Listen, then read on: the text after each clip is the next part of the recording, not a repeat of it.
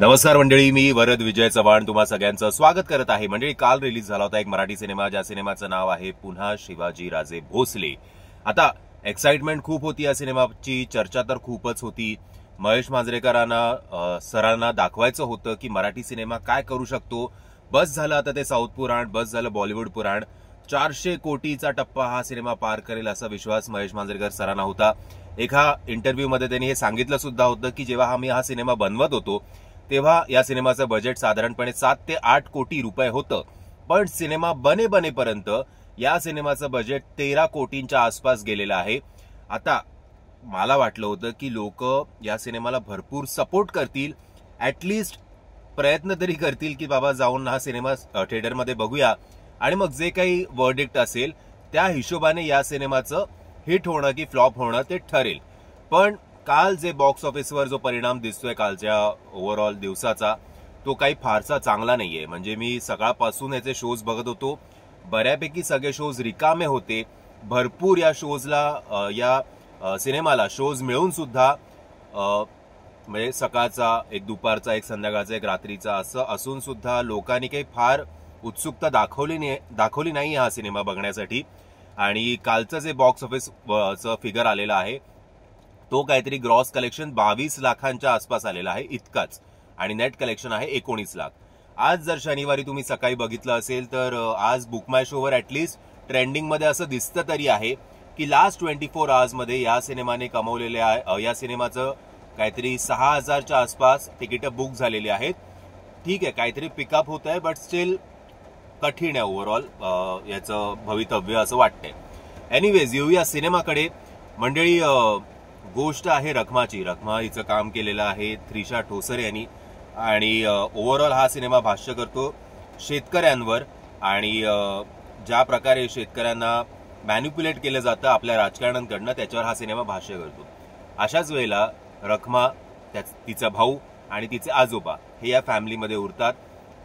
रखमाच्या आई बाबांनी सुसाईड केलेलं असतं आणि तिने सुसाईड केलं असल्यामुळेच रखमा महाराजांकडे प्रार्थना करते किंवा महाराजांना सांगते की अन्याय दूर करण्यासाठी तुम्ही परत या, आणि मग महाराज तिचं ते अपील स्वीकारतात आणि परत येतात कान्होजींबरोबर. महाराज यांचं काम केलेलं आहे सिद्धार्थ बोडके यांनी आणि कान्होजी यांचं काम केलेलं आहे संदीप जुवाटकर यांनी. सो महाराज परत येतात.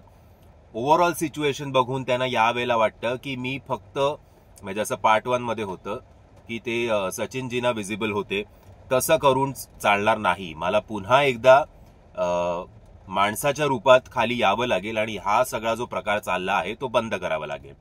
ते आता ते कसे येतात ते सगळं जाणून घेण्यासाठी हा सिनेमा सिनेमागृहात जाऊन बघा. महेश मांजरेकर सरांचं डिरेक्शन, नरेशन, स्टोरी हे सगळंच खूप अपेलिंग आहे. सिनेमा खूप फास्ट पेस्ड आहे, अजिबात कुठेही सिनेमा रेंगाळत नाही. बट तरी सुद्धा मला असं वाटलं की 2.5 तासाचा हा सिनेमा आहे. 2.5 तासासाठी जरा जास्त वाटलं मला ओव्हरऑल प्रकरण. जरा 2.25-2.5 तासांपर्यंत हा सिनेमा ठेवायला पाहिजे होता एडिट करून, तर जरा जास्त मजा आली असती.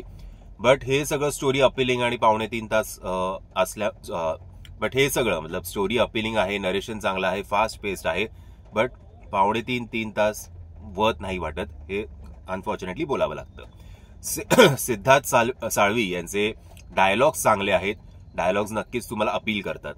बाकी कामाचं बोलायला झालं तर सिद्धार्थ बोडके यांनी अप्रतिम काम केलेलं आहे छत्रपती शिवाजी महाराज म्हणून. बट आय थिंक अजून त्यांची ती इमेज नाहीये की ते स्वतःच्या खांद्यावर हा सिनेमा पेलू शकतील, आणि अनफॉर्च्युनेटली लोक अजून तेवढे एक्सायटेड वाटत नाहीयेत हा सिनेमा सिनेमागृहात जाऊन बघण्यासाठी. बाकी भरपूर मोठी स्टारकास्ट आहे. शशांक शेंडे सर आहेत, त्रिशा ठोसर हिने चांगलं काम केलेलं आहे. संदीप जुवाटकर यांचं सुद्धा काम जेवढं त्यांच्या वाटेला आलं तेवढं चांगलं आहे. मंगेश देसाई ऍडव्होकेट म्हणून चांगले वाटतात.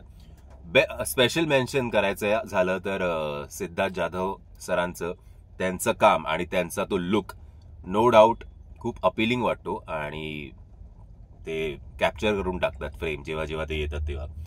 बाकी अजून पण खूप मोठी स्टार कास्ट आहे. रोहित माने आहेत, सयाजी शिंदे सर आहेत, विजय निकम सर आहेत, पृथ्वी प्रताप आहेत.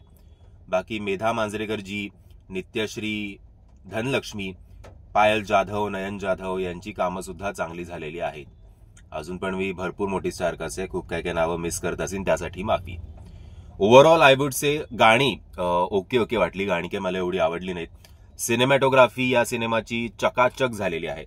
म्हणजे जेव्हा या सिनेमाचा टीजर आला तेव्हा सुद्धा मी म्हटलं होतं, टीजर किंवा ट्रेलर, की वाटतं तेच आहे सगळं, की नवीन काही मला याच्यातलं वाटलं नाही. की म्हणजे तेव्हा असं ट्रेलरमध्ये होतं ते घाटी आणि याव आणि त्याव, बट हा शेतकऱ्यांवर असल्यामुळे काहीतरी वेगळं होईल. आणि ओव्हरऑल सादरीकरण ज्या ग्रँड लेवलवर या सिनेमाचं झालेलं आहे तो ते सगळं बघता आय वुड से की हा सिनेमा ऍटलिस्ट थिएटरमध्ये जाऊन बघण्यासारखा तर नक्कीच झालेला आहे. एक व्हिज्युअल एक्सपिरियन्स तुम्हाला नक्कीच देतो.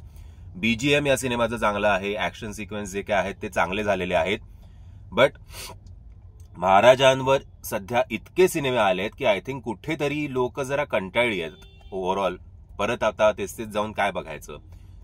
बट आय वुड से की हा सिनेमा एकदा थिएटरमध्ये जाऊन बघा, काही हरकत नाहीये.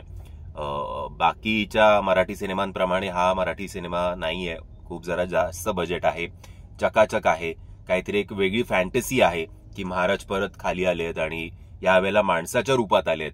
तो ते कसं सगळं हँडल करणार आहेत महेश मांजरेकर सर हे जाणून घेण्यासाठी मी विनंती करतो या व्हिडिओच्या मार्फत तुम्हाला की हा सिनेमा सिनेमागृहात जाऊन बघा. निराश तर तुम्ही होणार नाहीत. आणि जरी एकदम तुम्हाला काही वाव फॅक्टर नाही वाटला तरी निराश तर नक्कीच नाही होणार. आणि पैसे वसूल तर तुमचे नक्की होतील हा सिनेमा सिनेमागृहात जाऊन बघितल्यानंतर. तुम्ही हा सिनेमा बघितला आहेत का? जर बघितला असेल तर माझ्या मताशी तुम्ही सहमत आहात की असहमत आहात हे कमेंटच्या माध्यमातून कळवा. व्हिडिओ आवडला असेल तर लाईक, शेअर आणि चॅनलला सबस्क्राईब करायला विसरू नका. जय हिंद, जय महाराष्ट्र.